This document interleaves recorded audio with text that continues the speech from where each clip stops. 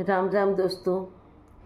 आज का वीडियो आज के हमारे यूथ के ऊपर है या उनके लिए है, जो कि हमारे देश का और हमारा भविष्य है।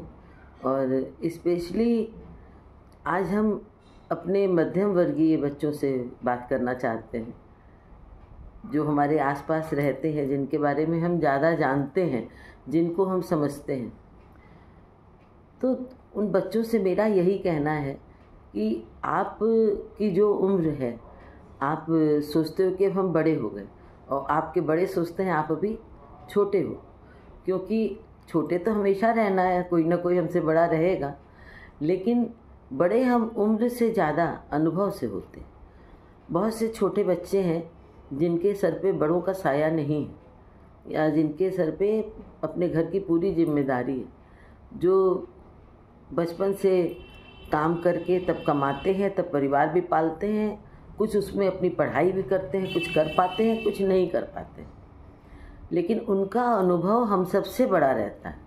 हो सकता है हमसे भी बड़ा उसमें से किसी यंग बच्चे का अनुभव हो, लेकिन वो एक पार्ट का रहता है। हर चीज़ का अनुभव आपको नहीं होता है, क्योंकि अब हम अपना ही उदाहरण दें आपको, चाहे मेरी जो भी उम्र हो, अब हम इस समय 60+ हैं, 65 रनिंग है, तो ये नहीं कि हमारा अनुभव 65 वर्ष का होगा भी अगर, तो एक पार्ट का होगा। अब जैसे हमारी मध्यम वर्गीय परिवार, हम हाउसवाइफ प्लस हमने बिजनेस भी किया, नेटवर्किंग भी किया, काफ़ी कुछ किया, लेकिन अनुभव हमारा उसी दायरे में रहा। अब हम सोचे कि हमें सुषमा स्वराज जी बहुत पसंद थी, तो काश हम वो बन जाते, लेकिन वो आपका अपना अलग अलग एरिया और दायरा रहता है। एक तो मानसिक जो आपका एक लेवल है, दिमाग का लेवल है, या फाइनेंशियल लेवल है, या हमारा फैमिली बैकग्राउंड है, वो बहुत मायने रखता है। बहुत से लोग ऐसे होते हैं जो अपनी हर लिमिट को क्रॉस करके बहुत कुछ बन जाते हैं, लेकिन वो उनकी डेस्टिनी होती है। उनके में इतना एक्स्ट्रा भर के भगवान भेजते हैं, दिमाग में भी, शरीर की ताकत में भी, और सोच में भी। मानसिक लेवल उनका बहुत ऊंचा रहता है। तो ये ज़रूरी नहीं कि जो हमारा बैकग्राउंड है हम वही कर पाएँ, लेकिन जनरली यही होता है। कुछ लोग ख़ानदानी बिजनेस में आ जाते हैं, लेकिन कुछ बच्चे बहुत टैलेंटेड होते हैं, वो अपने किसी एक एरिया को लेके निकलते हैं कि नहीं हमें इंजीनियर बनना है, हमें डॉक्टर बनना है। और टैलेंटेड से मेरा मतलब ये नहीं कि जो बिज़नेस करते हैं वो टैलेंटेड नहीं। बिज़नेस संभालना भी बहुत बड़ी आर्ट है, बहुत बड़ी। वो जॉब करने वाले नहीं कर सकते, वैसे ही व्यापार करने वाले जॉब नहीं कर सकते। उनका एक मेंटल लेवल अलग रहता, मालिक बनने के रहने की आदत होती है। हमारा अगर छोटा बिजनेस भी है, हम उसके मालिक हैं। तो मेरा कहना ये है कि आप कभी ये मत सोचिए कि हम बड़े हो गए हैं, 18+ हो गए, हम मतदान कर सकते हैं, वोट दे सकते हैं, अपनी सरकार चुन सकते हैं, तो क्या हम अपना करियर नहीं चुन सकते हैं, या अपना लाइफ पार्टनर नहीं चुन सकते हैं, या अपने बारे में सोच नहीं सकते हैं? ऐसा नहीं होता बेटा। जो आपके बड़े हैं वो आपके अनुभव से ज़्यादा बड़े, क्योंकि उनके पास ज़्यादा अनुभव है। उन्होंने भी अपनी उम्र में गलतियाँ भी की होंगी, उससे सीखे भी होंगे। तो आप अपने बड़ों के अनुभव से लाभ उठाएं, उनकी बात सुने, समझें।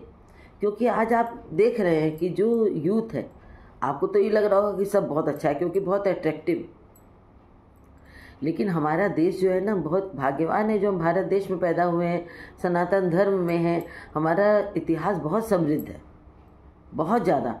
आप गूगल पर कोई चीज़ सर्च करोगे तो उसमें हमारे आप जैसे लोगों ने ही उसमें कुछ अपलोड किया होगा। अब जैसे हमने वीडियो अपलोड किया, तो वो ऐसे ही कोई भी डाल देता है, उसकी जितनी अपनी लिमिट होती है दिमाग की, वो वैसा वीडियो डाल देता है। तो आप उसको लेके कोई राय मत बनाओ। हम एक कॉमन बात कह रहे हैं, हम ये नहीं कह रहे कि आप मेरे वीडियो से कोई चीज़ को समझो।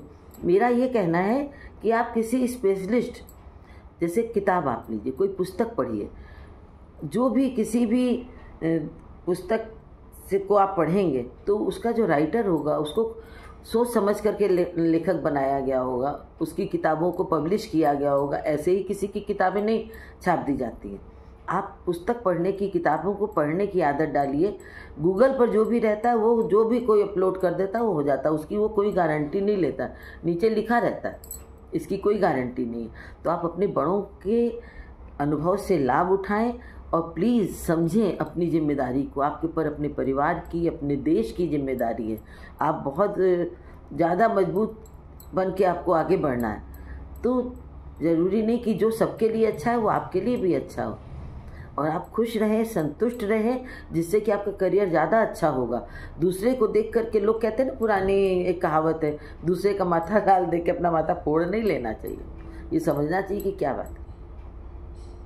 तो सोचिए, समझिए, अनुभव से लाभ उठाइए और अपने हिसाब से चलिए कि जो हमारी डेस्टिनी है उसको भी हमें समझना होगा। एक छोटी सी ज़िंदगी मिली है बेटा, उसमें आप खुश भी रह लीजिए, संतुष्ट भी रह लीजिए। खाली भागम भाग संघर्ष से कोई फ़ायदा नहीं है। सबकी ज़िंदगी में सब कुछ नहीं लिखा होता है। कुछ होते हैं जिनके पास बहुत कुछ होता है, सब कुछ होता है। आप मेहनत करना शुरू करिए, आपके पास काफ़ी कुछ हो जाएगा। सब कुछ तो कोई नहीं अपना सकता ना। तो समझिए, और ये वीडियो बहुत लंबा हो सकता है, इसमें कहने को बहुत सी बातें हैं। कम को ज़्यादा समझिए। जो बात न समझ में आए उसको कमेंट बॉक्स में ज़रूर समझने की, पूछने की कोशिश करिए। कोई और आपको लगता हो जो आपका आइडल हो, उसके बारे में समझिए। बड़े बड़े जो महापुरुष रहे हैं, आज भी रहे हैं, उनकी जीवनी पढ़िए, उनके बारे में समझिए, बहुत कुछ समझ में आ जाएगा।